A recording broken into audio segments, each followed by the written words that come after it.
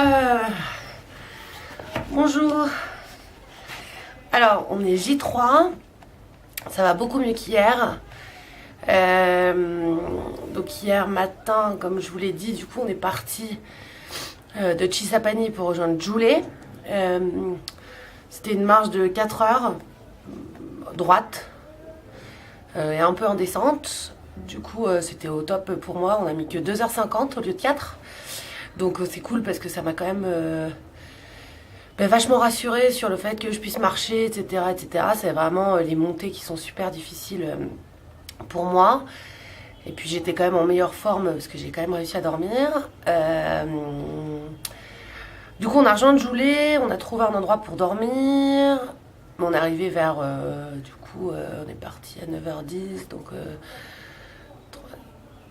non, même pas... Bon bref, on est arrivé vers midi et demi. Et on a déjeuné. Et puis en fait, il n'y a rien à faire là-bas.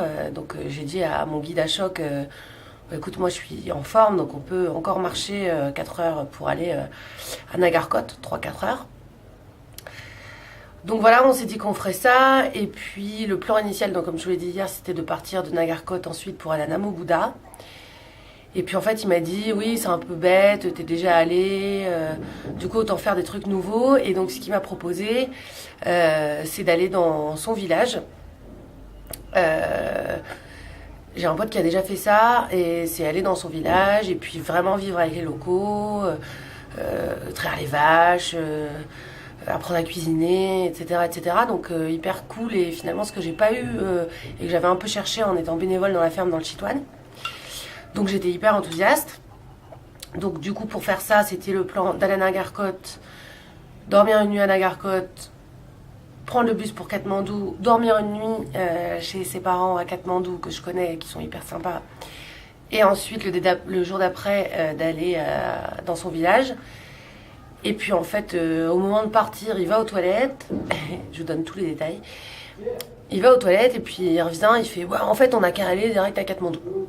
Ça sert à rien d'aller à Nagarkot, t'es déjà allé, blablabla. Donc du coup, c'est ce qu'on a fait. On a marché 1 heure pour rejoindre... alors j'entends Justin Power, mais c'est pas ça. Mais voilà.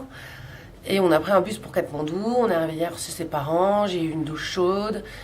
On a fait un feu, c'était hyper cool, ils étaient contents de me voir. Bon, ils sont un peu moqués de ma forme physique, mais c'est pas grave. J'ai hyper bien dormi, et puis là, il est 9h30, et d'ici une demi-heure, on va partir pour le bus pour aller dans son village, avec, je crois, une demi-heure de marche pour monter jusqu'à chez sa tante, où on va rester une nuit, et puis ensuite le lendemain, 4 heures de marche pour atteindre vraiment le village avec le reste de sa famille, où on passera quelques jours. Voilà, donc je suis hyper contente. C'est pas le plan initialement prévu. Encore une fois, je suis déçue de moi, mais je suis hyper contente de ce qui va se passer. Donc voilà. Je vous tiens au courant. Et puis, je pense très fort à vous. À très vite.